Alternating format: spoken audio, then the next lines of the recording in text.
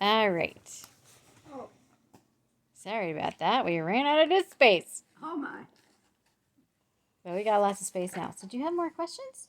Yeah. Yeah, what are your questions? Did you have any? Not involvement. Any? Did you see any of war propaganda from World War II? Well, I wasn't really old enough to read, so I wouldn't have known if I saw it. But I probably saw some in the movies and so on. Okay. We didn't really see as much because there wasn't TV. So you couldn't see. All you had was the radio and you could hear. And you were in Cleveland, Ohio.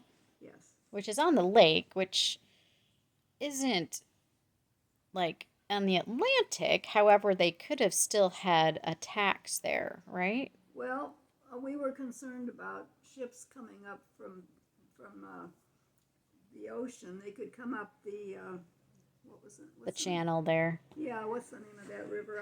I knew it a few minutes ago. Like here? No, come up from the river, the St. Lawrence. That's it. Come up the St. Lawrence River, and at the top of the St. Lawrence River, there were some.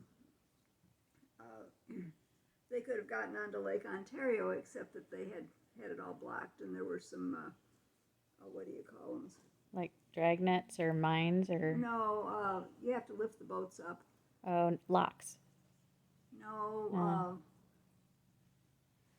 where you go into the area and it's blocked off on the two ends, and then they put the water in and it raises the boat up to the level of the next lake, and then it gets to go out. The lock. What? The lock. Locks. Thank you. I just can't remember words that's anymore. okay. I'm sorry. That's all right. But anyhow, they had it blocked off so that they could not get up the river. Uh-huh. But we weren't sure that they wouldn't be able to get some submarines up the river and blow everything up. Oh. And so, if they had managed to get to the lakes, they very easily could have come to Cleveland. Mm-hmm. And we had to keep our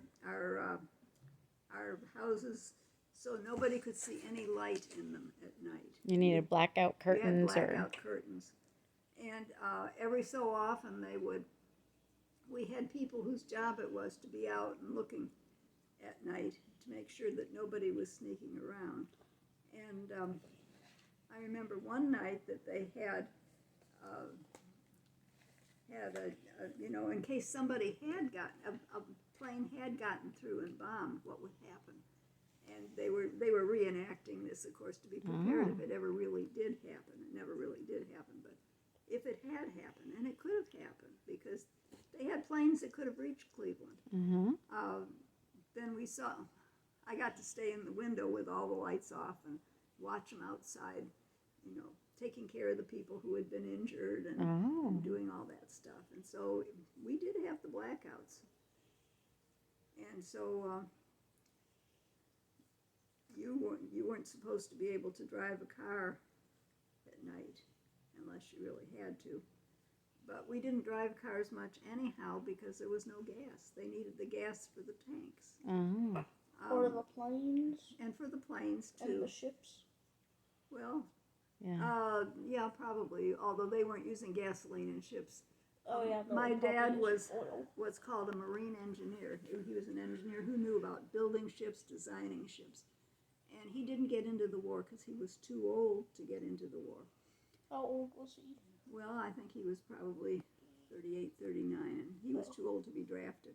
So what they did instead is they took him and sent him up to Cleveland to work, training people who were going to be driving the boats, engineers and people who would be driving the boats around, because they had just come up a few years before with diesel.